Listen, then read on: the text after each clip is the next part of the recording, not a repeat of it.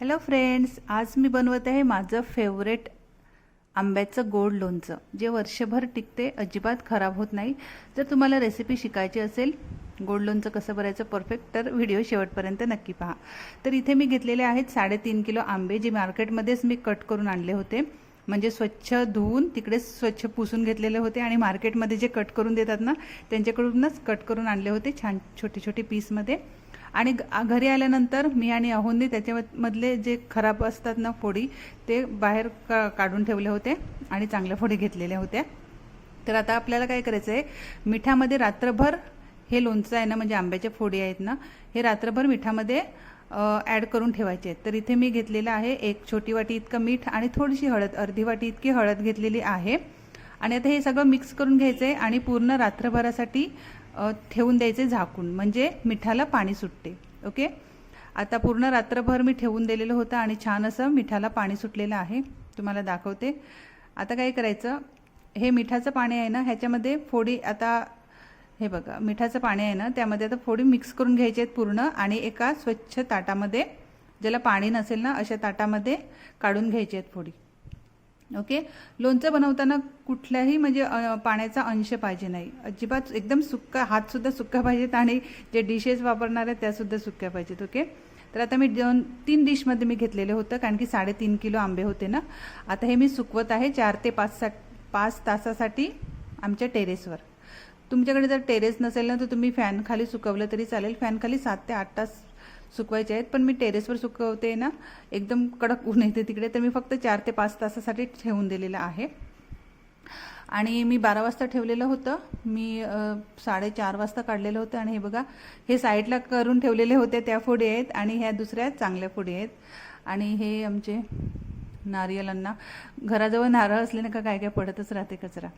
आणि हे बघा 3 डिशमध्ये मी काढून घेतलेले होते आणि छान असं मस्त सुकलेले आहेत. इतकेच सुकवायचे आहेत, जास्त सुकवायचे नाहीत. ओके, 4 ते 5 तासपर्यंत. आता मी इथे गोड लोणचं बनवत आहे ना, म्हणून मी इथे घेतलेलं आहे 1/2 किलो, म्हणजे 750 ग्रॅम गूळ घेतलेला आहे. तुम्हाला जर कमी जास्त करायचं असेल तर कमी जास्त करू शकतात. मला गोड लोणचं फार आवडते, म्हणून मी हे 750 ग्रॅम गूळ घेतलेला आहे, बारीक कट करून घ्यायचं आहे. आणि आता मसाल्यामध्ये मी ॲड करत आहे थोडंसं बडीशोप घेतलेला आहे, थोडंसं लसूण सोलून घेतलेला आहे, काळी मिरे घेतलेली आहेत, थोडीशी हिंग, एक छोटी डबी इतकी हिंग घेतलेली आहे. आणि हे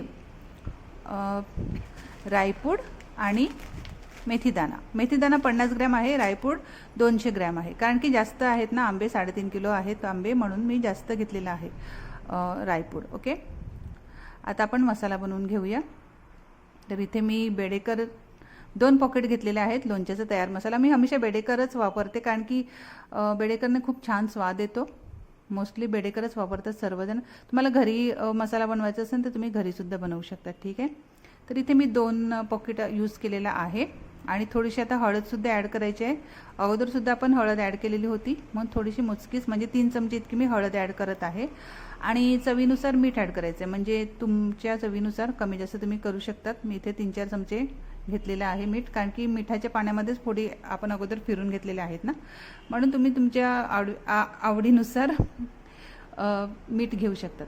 आणि आता ज्या चमच्याने तुम्ही मिक्स करणार आहेत तो चमचासुद्धा सुक्काच असायला हवा, अजिबात पाणी नको. ओके, सर्व अगोदरच धुवून सुकवून ठेवायचं आहे, म्हणजे टेन्शनच नाही. आणि आता इथे मी एका मोठ्या परात्यामध्ये सर्व घेतलेलं, म्हणून मला 10 मिनटं लागली. तुम्ही मोठा पराता घेतला, म्हणजे मोठं पातेलं घेतलं ना, त्यामध्ये छान असं पटकन मिक्स होईल. मला 10 मिनटं लागली मिक्स करायला. तर छान असं मस्त मिक्स झालेलं आहे. हे बघा, मस्त मिक्स झालेलं आहे. असं वाटत होतं की एकदम कच्चंच खावं, एकदम मस्त दिसत होतं, एकदम छान असं. आता आपण काय करायचं आहे, मसाला बनवून घेऊया. तर अगोदर आता गूळ, हे बघा मी बारीक कट करून ठेवलेला आहे गूळ. तुम्ही असंच सुक्काच, म्हणजे नुसताच गूळ असा त्यामध्ये ॲड केला तरी चालेल, नाहीतर पाक बनवून घेतला तरी चालेल. मी इथे पाक बनवत आहे. गेल्या वर्षी मी असंच ॲड केलेला होता बारीक कट करून, पण मी यावर्षी पाक बनवत आहे. ओके, तुमची मर्जी, जसं तुम्हाला सुलभ वाटेल ना तसं तुम्ही करू शकता. तर हे बघा छान असा पाक झालेला आहे. आता गरम असतानाच पाक ह्या मिक्स फोडीवर ॲड करायचं आहे, पूर्ण एकजीव करून घ्यायचं आहे. आता सर्व गरम असतानाच ॲड करायचा. आता तुम्ही सांगतील की गरम पाक असताना फोडीवर कसं ॲड करायचं, काहीच होत नाही. मी हमेशा बनवते एकदम छान असं मिक्स करून घ्यायचं आहे. पूर्ण फोडीला असं गुळ लागायला पाहिजे, म्हणजे छान लागते, एकदम मस्त टेस्ट येतो मग गुळाचा. ओके, तर आता इथे पण मला 10 मिनटं लागली छान असं मिक्स करायला. हाच प्रोसेस आहे ज्यामध्ये थोडीशी जास्त मेहनत लागते. हे बघा, एकदम गरम असते आणि एकदम चिकट होऊन जाते आणि फटाफट मिक्स करायला लागते ना, नाहीतर ते कडक होऊन जाते म्हणून. ओके, आणि त्यामध्ये गरमी इतकी आहे की सांगायलाच नको. आता आपण मसाला बनवून घेऊया. तर एक मोठं पातेलं घ्यायचं आहे, एकदम सुक्कच पातेलं घेऊन मोठं पातेलं घ्यायचं आहे आणि गॅस चालू करून घ्यायचं आहे. पातेलं एकदम छान असं गरम करून घ्यायचं आहे. आणि आता तुम्ही एकदम मस्टर्ड ऑइलमध्ये म्हणजे राईच्या तेलामध्ये बनवायचं असेल तर तुम्ही राईच्या तेलामध्ये बनवू शकतात, नाहीतर साध्या तेलामध्ये सुद्धा बनवू शकतात. तर इथे मी थोडंसं मस्टर्ड ऑइल माझ्याकडे होतं, कारण की अगोदरसुद्धा मी लोणचं बनवलं होतं. हे बघा, न्यूट्रेलाचं मस्टर्ड ऑइल होतं, तर ते ॲड केलेलं आहे. आणि थोडंसं साधं तेल, आपलं जे भाजीचं तेल आहे ना, ते सुद्धा ॲड केलेलं आहे. आता तेल एकदम छान असं गरम होऊ द्यायचं आहे आणि गॅस बारीक करायचा आहे. आणि अगोदर कडक जिन्नस आहे तेच ॲड करायचे आहेत. तर इथे मी घेतलेले आहे काळी मिरी ॲड केलेली आहे, बडीशोप ॲड केलेला आहे आणि लसूण, आणि त्यानंतर मग मेथीदाणा आणि रायपूड. तर इथे अगोदर मी रायपूड दीडच पिशवी घेतलेली होती आणि नंतर मग ती जी होती ना बाकी ती सुद्धा ॲड केली, म्हणजे पूर्ण मी 200 ग्रॅम रायपूड ॲड केलेली आहे. ओके, आणि हे बघा मेथीदाणा, थोडंसंच मेथीदाणा घ्यायचं आहे आणि छान असं फ्राय करून घ्यायचं आहे. गॅस बारीक करून सर्व छान असं फ्राय करून घ्यायचं आहे. ओके, गॅस बारीकच ठेवायचा आहे. आणि नंतर मग हिंग, ही छोटी डबी होती 10 रुपयावाली, मी ती सगळीच ॲड केलेली आहे. मिक्स करून घ्यायचं आहे छान असं. आणि नंतर मग मसाले ॲड करायचे. आणि हो, मसाले ॲड करताना एकदम गॅस बारीक ठेवायचा आहे आणि मसाले ॲड केल्यावर गॅस लगेच बंद करायचा आहे, नाहीतर मसाले करपायची शक्यता असते. ओके, तर अगोदर मी 2 मोठे चमचे आगरी कोळी मसालाच ॲड केलेला आहे. काही लोक फक्त लाल मिरची पावडर ॲड करतात, पण मी लाल मिरची पावडर ॲड केलेली नाही आहे. मी जो आपला भाजी बनवायचा असतो ना घरगुती आगरी कोळी मसाला, तोच ॲड केलेला आहे आणि हळद ॲड केलेली आहे. आणि आता गॅस बंद करायचा आहे, नाहीतर मसाले करपून जाईल. ओके, आणि आता काय करायचं आहे, हे थंड करायला ठेवून द्यायचं आहे. फार गरम असते ना, त्यामध्ये ॲड करायचं नाही आहे आंब्याच्या फोडी. ओके, थंड करायला ठेवून द्यायचं आहे, म्हणजे हलकं थंड झालं तरी चालेल, नाही तर पूर्ण थंड झालं तरी चालेल. ओके, आणि मग हे ह्यामध्ये पातेल्यामध्ये मिक्स करायचं आहे. ओके, थोडंसं थंड झालेलं आहे, तर आता त्यामध्ये मी लोणच्याच्या ह्या फोडी सर्व ॲड करत आहे आणि छान असं मिक्स करून घेत आहे. सगळ्या ठिकाणचे अलग अलग पद्धती असतात. आमच्यातली ही अलग पद्धत आहे, दुसऱ्या ठिकाणी प्रत्येक स्टेटमध्ये अलग अलग पद्धती असतात.